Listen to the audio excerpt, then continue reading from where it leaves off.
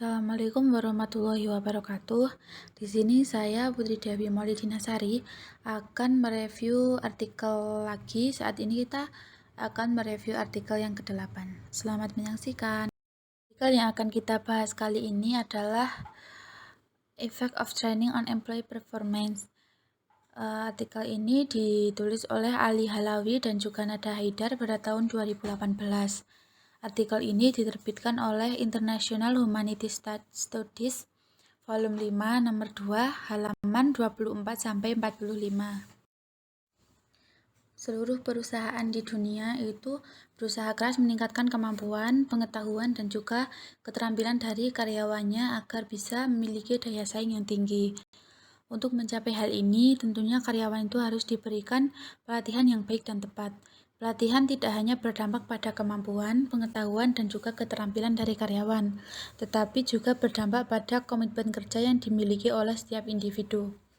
Perusahaan itu harus berinvestasi pada keuntungan jangka panjang. Hal ini ditujukan agar perusahaan bisa menghadapi tantangan di masa depan. Karyawan merupakan tulang punggung dari perusahaan, sehingga karyawan harus memiliki kinerja yang baik agar perusahaan bisa berdiri dengan tegap. Pelatihan dilakukan untuk mengoptimalkan potensi karyawan. Pelatihan ini diharapkan akan meningkatkan kinerja karyawan dan karyawan dapat bekerja secara profesional. Strategi pelatihan harus terus dievaluasi dan juga disesuaikan dengan kondisi yang ada. Rumusan masalah dari artikel ini adalah: 1. Karyawan adalah aset perusahaan yang harus dikelola dengan bijak. 2. Kualitas SDM harus dioptimalkan untuk mencapai efektivitas kinerja. Ketiga, pelatihan harus terus dievaluasi karena pelatihan ini menjadi faktor dari pendorong kinerja karyawan. Yang selanjutnya kita masuk ke metodologi penelitian. Nah, penelitian ini itu menggunakan metode kuantitatif deskriptif. Penelitian dilakukan di 2 perusahaan, yaitu Bonjus & Khatib dan juga Alami Companies. Nah, jenis data dari penelitian ini adalah data primer yang diperoleh dari kuesioner. Uji dilakukan dengan aplikasi SPSS 20 menggunakan analisis regresi linear berganda.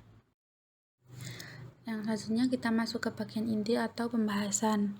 Perusahaan itu memiliki metode penelitian yang sama. Kedua perusahaan ini menggunakan pelatihan jangka pendek yang kemudian dikembangkan menjadi pelatihan jangka panjang melalui 3 tahap: memahami kebutuhan, merancang pelatihan, dan juga mengevaluasi pelatihan.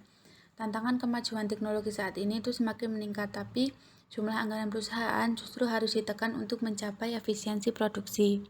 Seluruh karyawan dari unit fungsional itu diharapkan bisa memenuhi tanggung jawab atau tugas yang diberikan kepada mereka.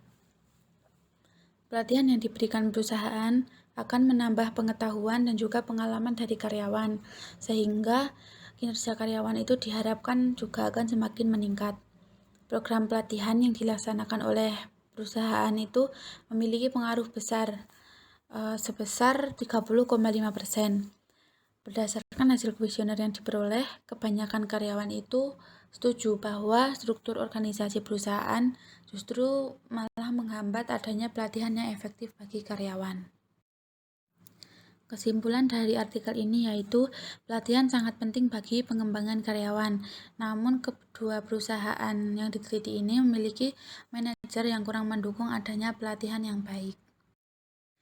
Oke, terima kasih karena sudah menyaksikan review artikel yang ke-8 ini. Semoga bisa bermanfaat. See you.